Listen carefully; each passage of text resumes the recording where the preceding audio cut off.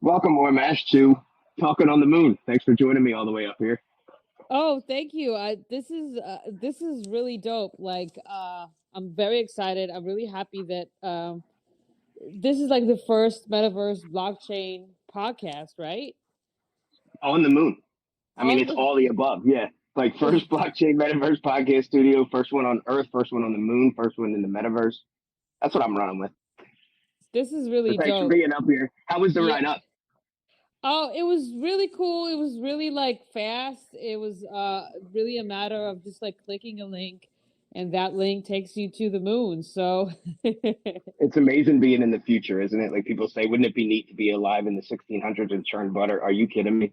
You clicked the link and you made it to the moon in a second. It's incredible. yeah, yeah, the travel has just like the speed of travel is just It's in, like we don't. right. Why?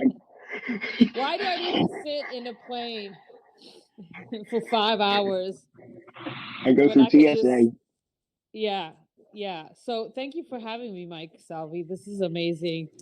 Um, I'm really Well, excited about everything that's happening in the metaverse, and we're gonna dive into all that. I'm sure pretty soon. yeah. So this is a. I just wanted to get to it. This is a chance for like let's introduce everybody to you, me. You know, for anybody that's brand new to this, which is everybody because this is the first show on the first studio on the first blockchain on the first moon. I don't know. Woo! So By the yeah. way, this is our camera guy, the panda, Oh yellow yeah. build. Thanks for Hi, being here with camera us. guy. Thanks for being here. Thanks for filming this. He's great. He's a big help. Pandas are So cute.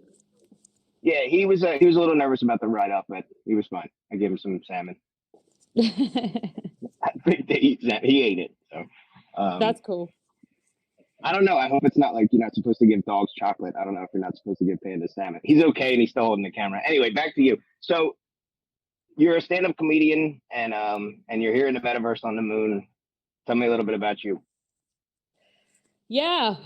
Well, my name is Or. It's just OR.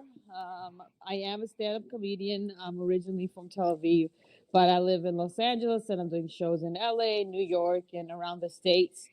I happen to get into the NFT world following a weird vision that I had about 2 months ago when I was in the Getty Center, that told me that I need to fly to New York in 4 days. And I didn't know why and what. And then I told my sister Fear about it, and we started kind of like looking for flights. I said maybe I'll do some stand up there, and then we saw there's an NFT NYC conference, and everything kind of really fell into place. And I booked a flight to New York without even tickets to NFT NYC, by the way. That's incredible. But following some sort of vision that I need to be there for some reason. I didn't know much about NFTs. I didn't have an NFT project. I just came there as a creator and an artist. And Can I ask on you a the question? yeah, Back to this vision. So just for people that don't know, the Getty Center. That's nothing like this.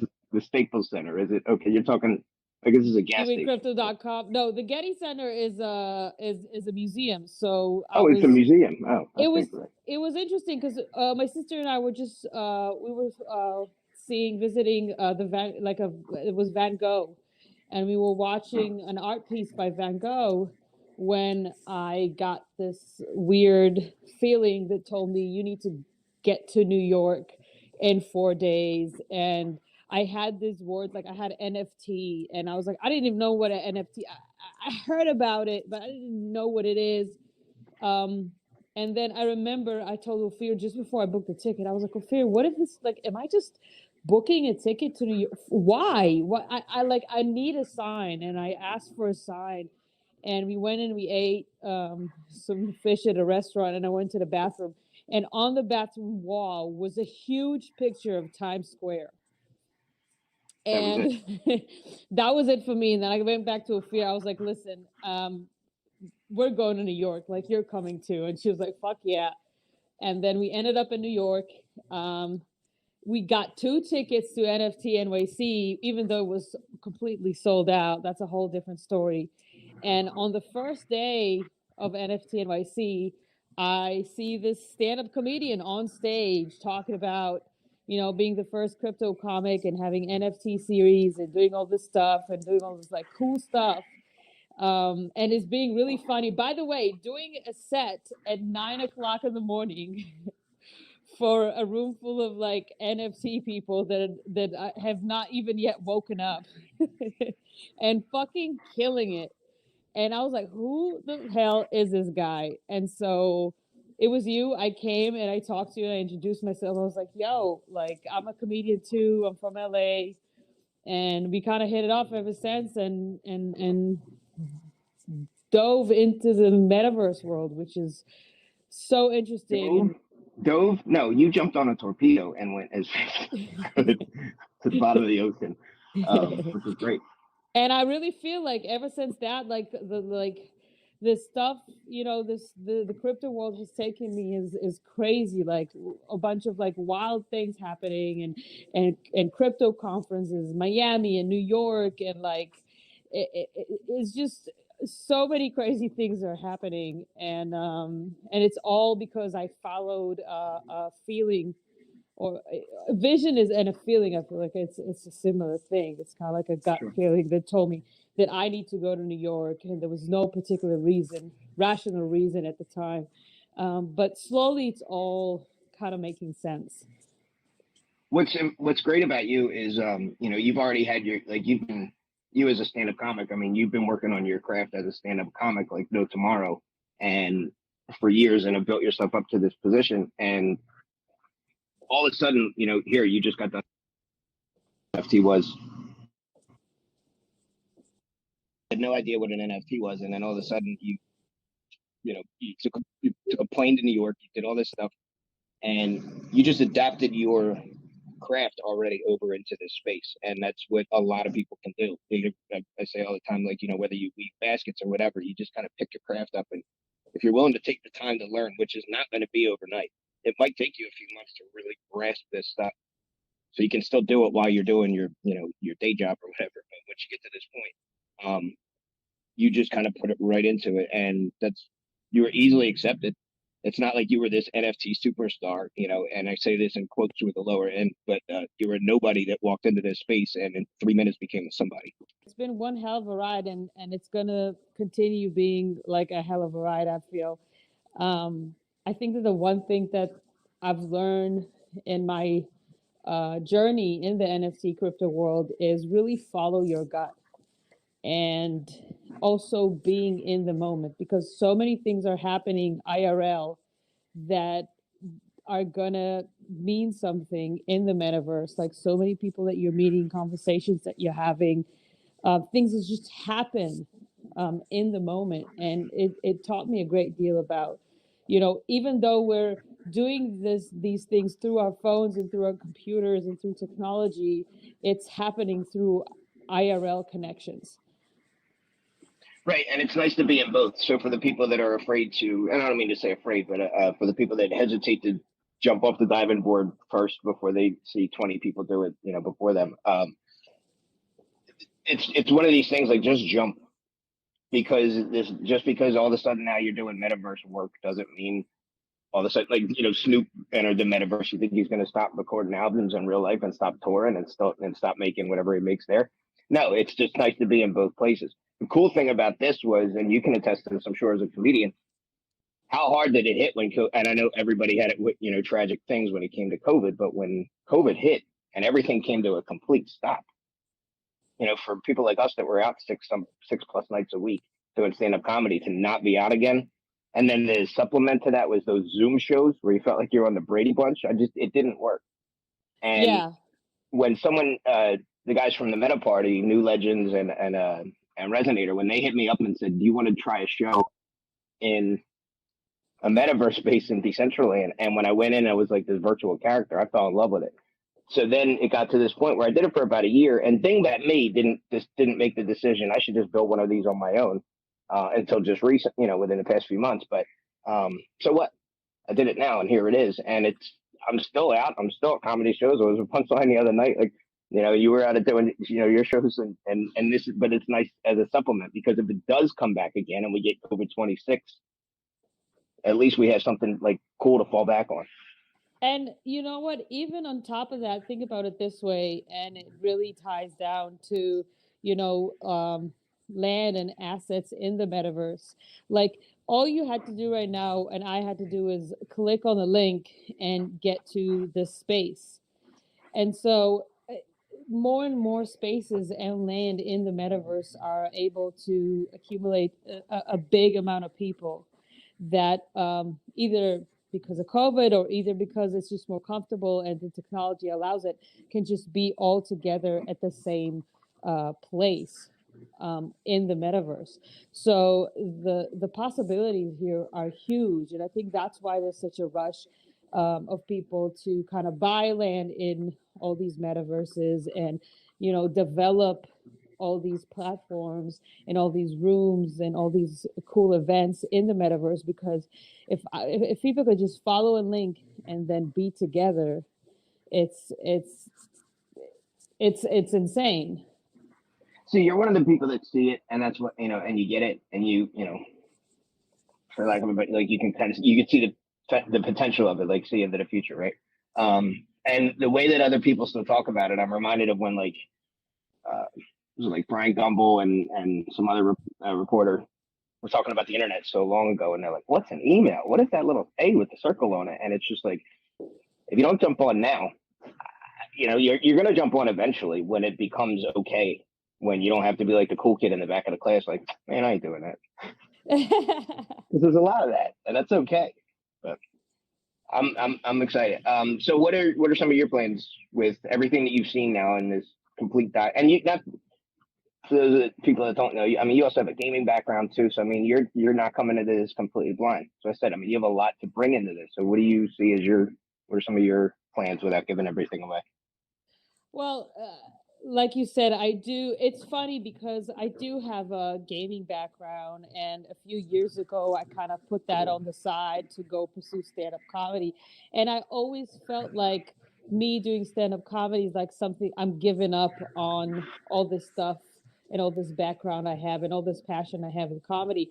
And finally, for the first time in my life, I feel like there's a real opportunity to connect the two in the metaverse, means gaming and comedy, and the opportunity to bring people together through laughter and playfulness in a metaverse in the space. But I think that before we even talk about that stuff, we should kind of, because a lot of people are like, what the fuck is a metaverse?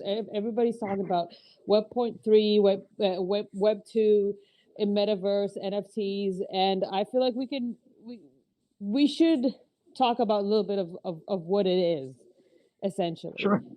And yeah, what you is want it to go to you? ahead? Oh, I was going to ask. I was going to say, what is it to you? Well, a lot of people that ask me like, what is the real difference between Web.2 and Web 3 is, well, there's two things. A, it's the decentralization that we're going to talk about in a second, and B, the way I look at it is there is already kind of like a metaverse version. Like if you go on, but it's just kind of shitty right now because right now it's kind of like in a version of social media. Like if you go on Instagram, if you go on all these platforms, you have a virtual identity in in that layer. You know, Sure. you already have a virtual identity, but the way it looks is kind of like a list form. So you scroll through like a list of videos or posts or reels or tweets or whatever it is. The metaverse, the way I see it, is you have the same virtual identity, but everything is visually more appealing, and you can actually walk around and you can play around, and everything is three-dimensional. Everything could be in VR as well.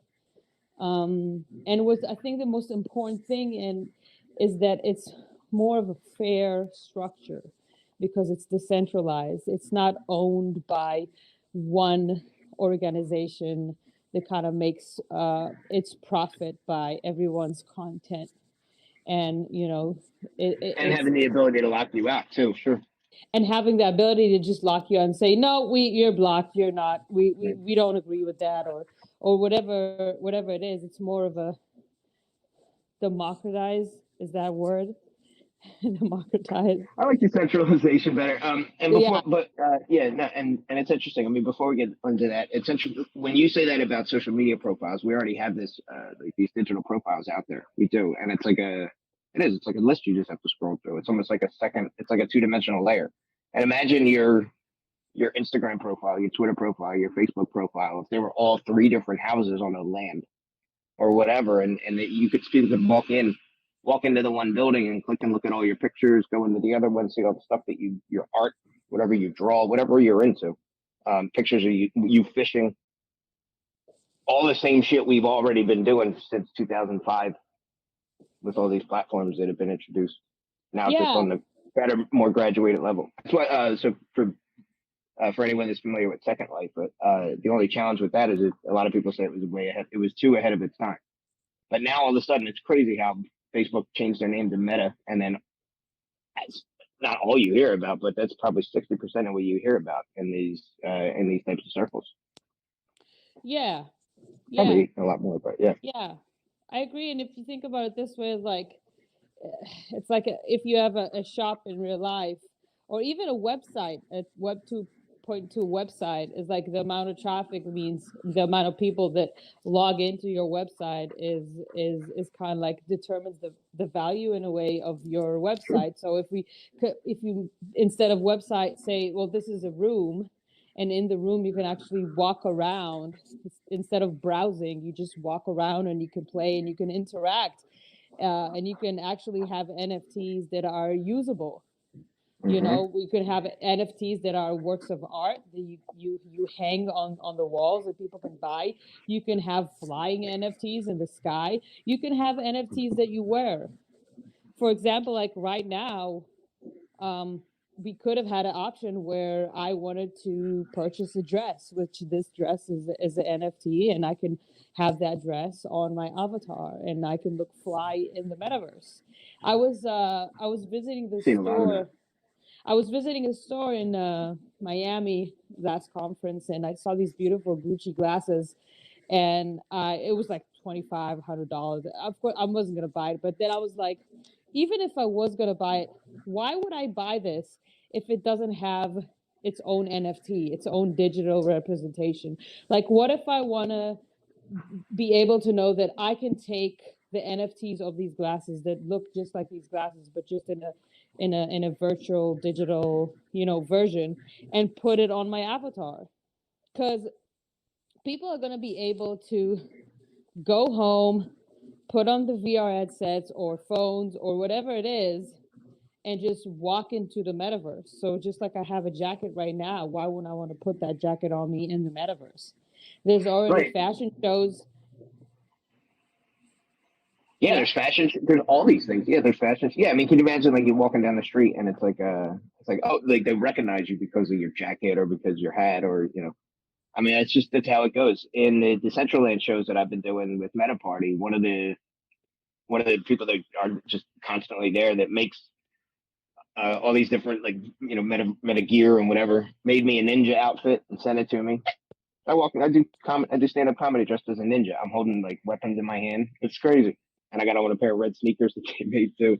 But yeah, I mean, I always think about this too, as a kid, growing up playing games and stuff. I mean, even the recent things like Tony Hawk's Pro Skater is a fun game for everybody. You know what else is a lot of fun for me too? Arkham Knight. And I always thought of this as like you could combine that same character. Could you imagine being able to skateboard and then jump into the Batmobile, shoot shit up or whatever, and then jump out and 360 flip down like I don't know Gotham courthouse or something. And essentially in my head that's where things are going, where you'll be able to take your character, pick up pieces, be able to go. I mean, there's not that you can skate on them yet, but in Decentraland there's skate parks. You can have a skateboard as an accessory, and you can at least walk by it and take pictures. But it's still just the beginning stages. So to Yeah, see the where that's technology all going, it's cool. and the technology is really, really, really evolving. So, right now, you can skateboard, you can't, but they're already building technology that's gonna um, make you feel like you're in the space. Like, did you see all those this on Instagram, all those VR videos of people just like like falling, tripping. Accidentally, there's this guy that accidentally beat his daughter up because he was playing a boxing game and she was in the way and in Yes. real life, and he Yeah. couldn't even Yeah. see her. And Yeah. I've so, seen all those. Yeah. and and so I feel like now the race is really all these companies trying to um, make you feel in real life as they can with virtual reality or in the in whatever metaverse it is. So like they're competing, and I remember it was maybe 6 years ago when Oculus. It was even before Facebook bought Oculus. They're an Israeli company, and I was at a tech conference and I went into their booth and I tried the Oculus, and it was a very early version. But I remember still then I was like, "Fuck, this shit is gonna take over." Like Yep. this is gonna be and it could be utopic and dystopic. You never know.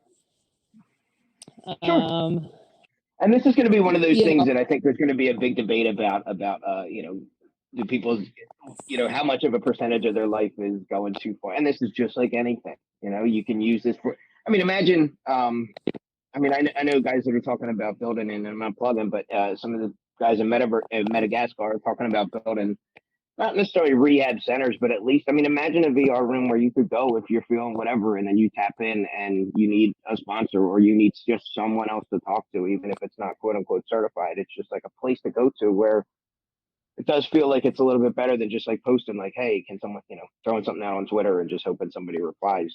Where no, you actually have a space where you can go to. The thing with a lot of these spaces is spatial sound. So imagine if there was a whole bunch of people here, if two of them wanted to go have a conversation, they could walk to the other side of the moon if they really wanted to, and we wouldn't hear them, and then they would have their privacy too. So, just the networking. Our friend Jerome down in Miami, who he goes, my blockchain universe VR is in there somewhere, all over the internet. Like, he's been running VR meetups for the past couple of years and crypto meetups in VR spaces. He's had a comedy show set up for me where I went and performed like MP4 meeting. And they've been going consistently for however long they do it. And then they end up meeting in real life. And then projects grow out of that, relationships grow out of that. It's funny. I wanted to do, we were talking the other day, like I got a big part of this whole NFT crypto world is the FOMO. And I feel like I was talking to my friend the other day. I was like, the crypto world is very funny. Like, yesterday with Elon Musk and McDonald's. Did you hear that? Tell me about it. Well, he just tweeted at McDonald's or something like that if they accept Dogecoin, um, something about Dogecoin, that if they accept Dogecoin, then he's gonna do something, and like people start buying Dogecoin, and then somebody invented this new coin as a joke, and like I feel like a lot of this world is very funny. You know what I mean? Like a Yes. lot like the It's other hilarious. and the thing is like the type of shit you have FOMO about in this world is fucking ridiculous. Like the other day I got so upset that I didn't get to buy like a butt head just because I love these butt heads, because I was trying to get some Ethereum from my Coinbase to my MetaMask, and I couldn't find my driver's license because I used it the day before to transfer Ethereum in the MetaMask, and they wanted the driver's license so I can get the butthead, which I didn't end up getting. And the day after, I lost the driver's license, and now I might have to go and stand in line for the DMV just so I can buy a butthead. And so like, but I like, and my sister was like, "Oh, what the fuck are you doing with your days?" I was like, "You have to understand. I need this piece of NFT." And it's funny, like your tweet you said today was like, before you ask me for financial advice, just know that I spent a bunch of money on this, and it's It's a a picture of a butt face. and Yeah. by the way, shout out to buttheads. I am in love with these buttheads. I'm gonna go. I'm gonna stand in line at DMV. I'm gonna get my driver's license so they can, let me do the transaction. I'm gonna buy as many buttheads that I can. I'm in love with these. I, I'm obsessed I with. think everyone at Buttheads needs to hear this clip because this is dedication. Like, I don't know how many people have gone through this level of stress just to try to, so, just to say already off the bat that that you're, and you answered one of my next questions, which was going to be what's one of your favorite NFTs and why. And I mean, my goodness, like there's no other thing that you could prove as far as like your potential loyalty. You're willing to go stand at the DMV and I'll go stand in line this. at the DMV so I can get my driver's license, so I can verify the transaction on my MetaMask and buy these butt heads because I fucking love them. And I have big plans for the butt heads. Hopefully, they'll be on board. I would love to collaborate them in one of my new metaverses room. And but in the meantime, just shout out, you guys are awesome. These things are They are. absolutely adorable and they're funny, and I appreciate them as a comedian and as a art collector and a person that's very passionate in the metaverse. So fuck yeah. And like the thing is, I thought it'd be funny to just do like a sketch, just like a therapy session. Then I'm like, I'm going into therapy, and like the therapist is like, okay, so what's going on? I was like, listen, I couldn't buy the fucking NFT. Now it's gone up in value. This shit, and I'm just like so distraught, and I'm so anxious. And she's like, "What the fuck are you talking about?" Or I was like, "Look," and I just show her a picture of an NFT on my phone. This is what is bothering me. This is what I'm distraught. Why don't I have it in my wallet? That'd be great. And then and at they the can end just, of the therapy session, she's like, "So what NFT do you think I should look into?" that's funny. Me a little bit. Yeah, on the way up. Tell me a little bit about crypto. And you know when people ask me, like they're like, "Tell me like what should I invest in crypto and stuff like that." I always say like, "Listen, it's a funny world. Like a lot of this world is like so based, like there's so much FOMO going on, like the NFT world and the crypto world. And some of the shit I'd be worried about, some like I catch myself and I'm like, oh, what the fuck are you even like? I called you the other day and I was like, I can't believe I don't have a butt head by now. I've been trying to get the butt head. I transferred the ETH from my Coinbase wallet to my MetaMask wallet. They wanted me to have a picture of my driver's license. I couldn't find the driver's license anywhere. I spent the whole day looking for the driver's license. Now I've already scheduled an appointment in the DMV just so I can issue a new driver's license. All because I have to get a butt head or two, and like this is dedication. Like shout out to This is Butthead. dedication. This is dedication. And for anyone that doesn't know, FOMO is, FOMO, fear of missing out. And let me tell you something. This is very toned down version recreation of the story because, and I feel for people that go through anxiety attacks, but I heard one on the phone when I was talking to you, not being able to get this butthead. This was, I had a full-blown anxiety attack. I was like, I'm trying to I transferred my ETH. I couldn't get the ETH out. I was like, where the fuck is my driver's license? I don't really care that I'm driving without a license right now. I want to issue this license so I can buy. So you can have a valid license to buy an NFT. What does crypto come to? Maybe my priorities are fucked up. I don't know. I don't think so because it really shows us like how silly and fun life could be. Like it doesn't really matter. Like, and I think one of the things we had in Miami Bitcoin is that I one day just decided to walk out to the conference and I started like interviewing people with the most ridiculous NFT questions that make absolutely no sense. And I went to all these people in suits. I was like, so how do you feel about NFT stealing your jobs and or NFT stealing our men? Like I would I would just say ridiculous shit. And people are like, they came to me after this, like, damn, or that was just like a really good mental emotional break. Like everything is very serious and very intense. And you just came here and you just like fucked around. And I was like, because crypto world is a funny world. I mean, there's a lot of money in it. It's very serious and you can lose a lot of money too. But if you think about it, things can go up in value. A coin can go up in value based on a joke or on a random tweet. Not really random, right. Mostly Elon Musk's tweets, but like a tweet that Elon can do. And now all like this like snowball effect happens. And now people are making millions of dollars out of one coin, and I'm over here spending the entire day looking for my driver's license just so I can have a butt head because I have to have one. And there's room for all this in this space. And it well, that's why it was very easy. I mean, I jumped on the opportunity 5 years ago when I went to my first conference, and it actually was suggested by a friend of mine named Nathan, who ran up to me after one of my sets at a show and was like, I do crypto conferences. He saw me do a bunch of Bitcoin material. He was like, I do crypto conferences. You have to come. He was like, they're always boring, and I'll put you right at the end and entertain people at the end of the night. And by doing that, I mean, I saw it immediately, and they're fun. These events are fun. Not to take anything away from like the decentralized dance party. Okay, you don't get that in most places. Decentralized dance party is a bunch of people that meet up in the middle of the street and go dancing, and it's exactly what it sounds like, a decentralized dance party. Like You mean that's fun. The in the group. middle of the street in the central and metaverse? No, I'm talking about in real life, like in Houston What? or in Philadelphia. Yeah, in Miami, like these things happen. Like wherever people go, they meet and they just go dance.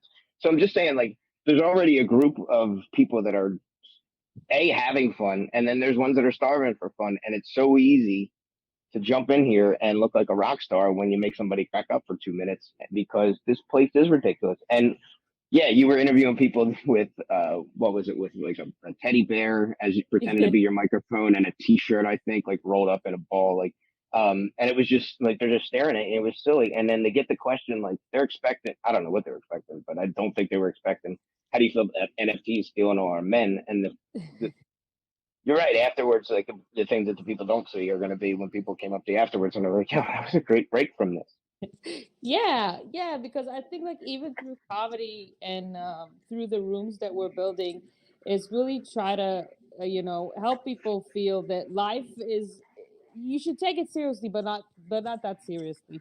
Uh, Mm-mm. and nothing really matters. I think like have fun, follow your gut, be in the moment in the IRL too, because that leads to things that are happening in the metaverse. Like these things are very connected. It's not Well, a it's just like, you don't live your life on Instagram. You go live your life and then you post it on Instagram and try to make it look better than it really was. But and it's the same thing. It's just like go live your life in real life, and then also you have the place to do it here. And imagine, like we were talking about before. I went to one meta festival event where you walk up and down the street, and each hut was owned by a different person, and each hut was all their own work. It was like an art festival, and it's like, why does how come this isn't happening already? How come this hasn't been happening? I'm not to say that it isn't, but this should have been happening a long time ago, but it's happening now.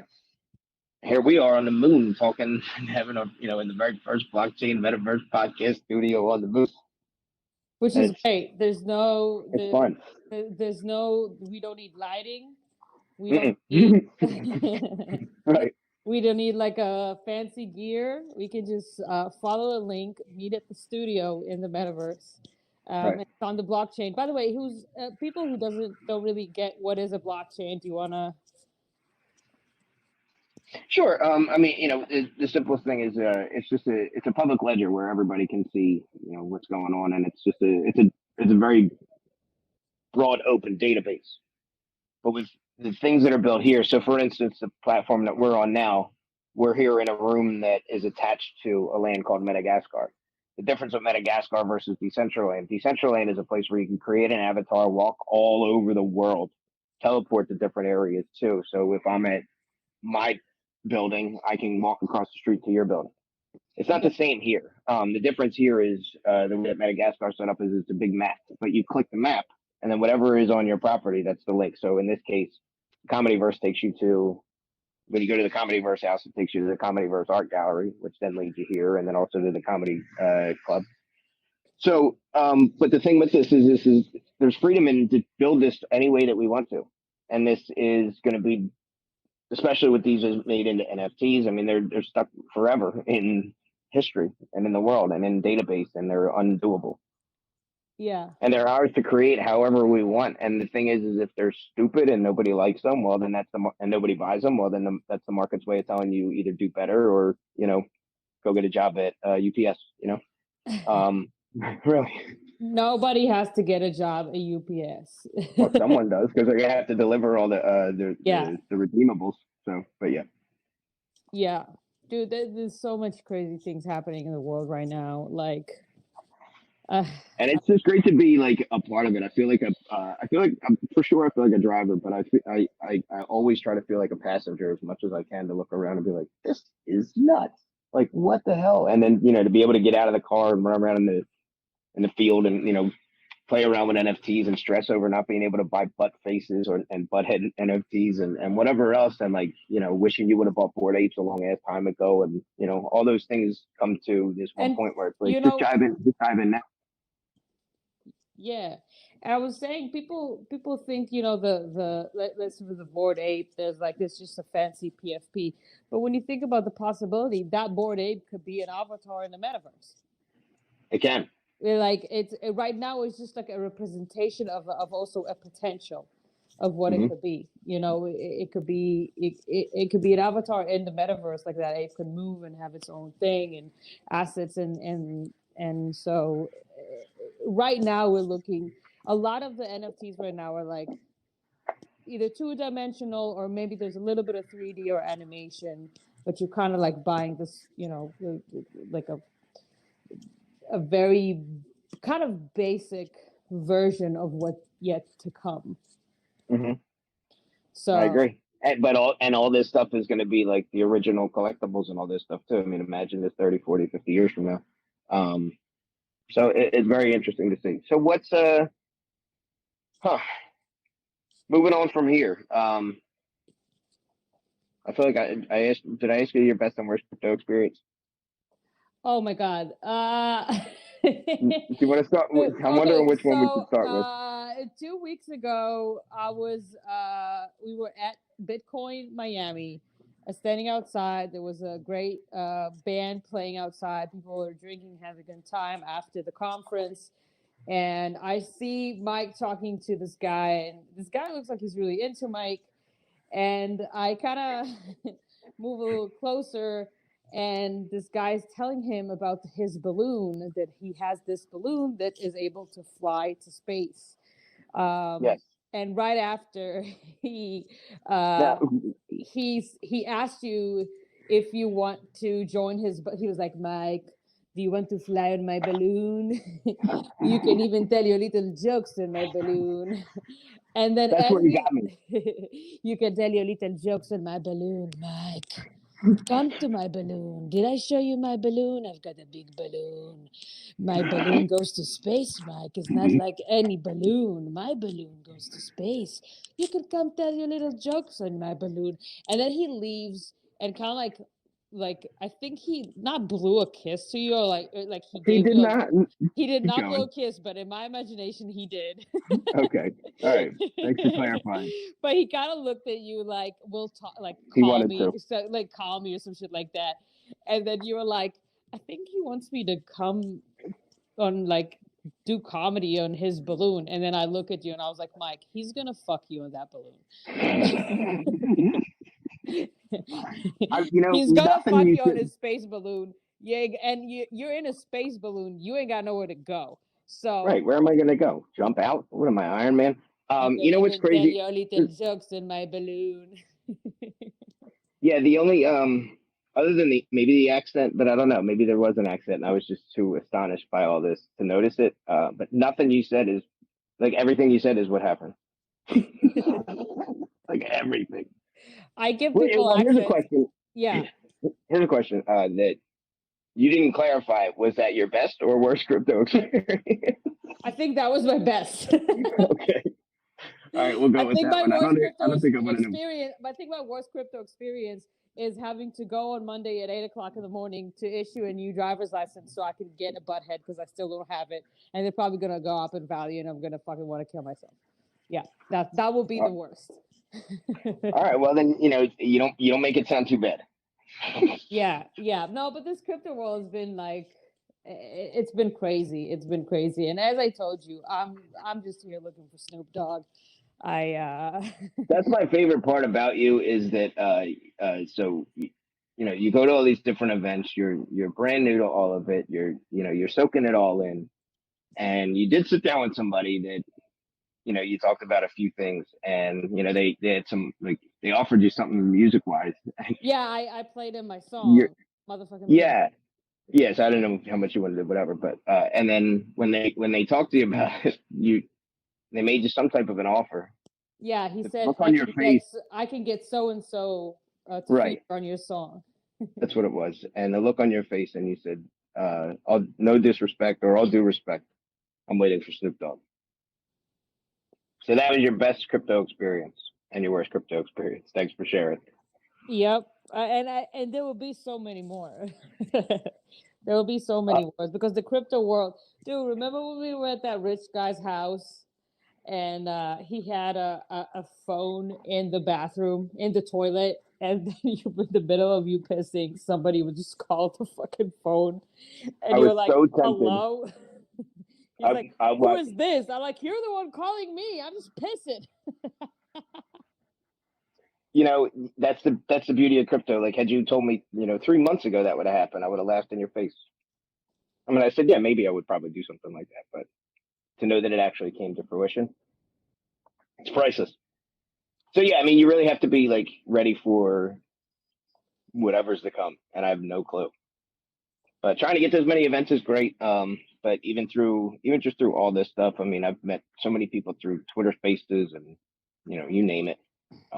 This is a really cool space. So as far as new people coming into the space, what do you think? Something like what are like two things that people should know? Um, Follow your gut. Don't be shy. Don't be shy to go in all those like Twitter rooms or whatever virtual rooms that you can go and introduce yourself. Don't be shy to ask questions because people are here to answer them. There's a really cool thing happening, and we're all part of it, and you are a part of it too. So just be you, do you. Listen to your gut. Don't be shy. Don't be intimidated about all this. Like, not everything has to look like a bored ape, and it's Right. fine. Just do you. Do you. Make sure you tell your story, and you're going to have a group of people that are going to relate to that story, and that story make them feel better. And as a stand-up comedian, we're storytellers, and that's what we do. Musicians do the same thing. Brands do the same thing. Humans are consumers of stories, so make sure, I'd say, um, you give that a thought. Like, what is your story? What is the reason? What is your truth? And stick to that. Don't try to imitate anybody and anything like that. Because who wants to live in a forest made out of the same type of tree? You know what I mean? Well said.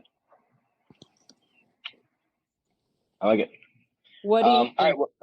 Well, I think for new people to come into this space, definitely that. I mean, don't be afraid to break stuff and try stuff out, and whatever. But learn as much as you can about there's a with all this comes the responsibility, and with decentralization means that nobody's in charge, and you're responsible for all the things that happen. So it's there is the rush of FOMO to hurry up and figure out and get your license and do all these things to buy a token or NFT or whatever it is you like, but along with that comes a lot of responsibility. So I mean, I'm always one to tell people like learn as much as you can about security and protecting all this stuff because that's ultimately what this is really about.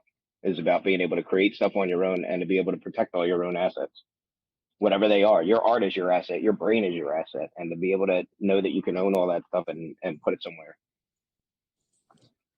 That's what I think people should know. Hell yeah. So with all that, where can people follow you? What do you got coming up next? People follow me. You can follow me at Twitter or Mashed Potatoes. My name is Or Mash, so OR space MASH. On Instagram, it's or_mash.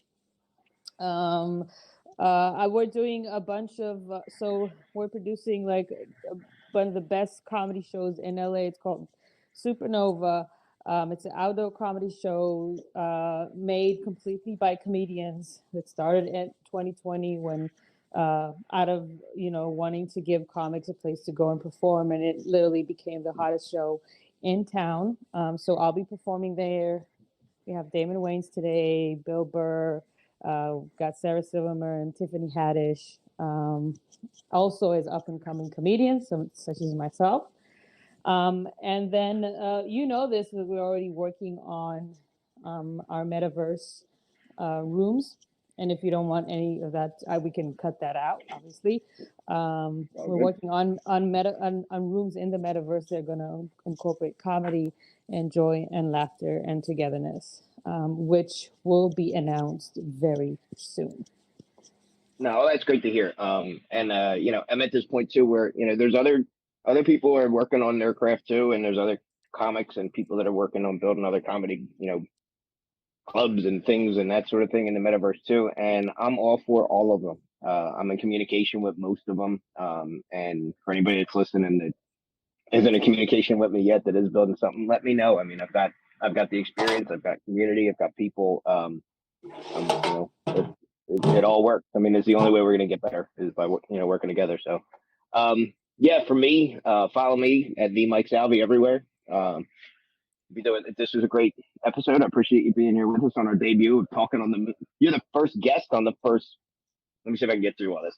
You're the first guest on the first blockchain metaverse podcast studio on the moon. Hell yeah! So thanks for being here, and thank you for having me. I feel like this is a point in history. I mean, aren't all points in history, but like because yeah, but this is a bright one. Like this is a moment in time, but like all moments are in time. But this is a very special one. It is, and I feel like we're doing something really awesome, and we're part of a group of people that is doing something very cool things, and I'm just happy. I'm happy that that we're doing it, and can't wait to see when it's aired. And I love you, Mike Salvi. You know that. love you too. Appreciate it. Yeah, follow comedyverse.io. We're doing our first. Go to comedyverse.io. Follow comedyverse.io everywhere, and or the comedyverse. I'll put a link. How about that? We're doing our first show on a birthday coming up, which is Thursday, February 3rd. So, yeah, stay tuned. Thanks for joining us. See you guys next time. Thanks for coming for the first blockchain metaverse comedy studio podcast. Woo! Woo! All right, this is awesome. Thank you.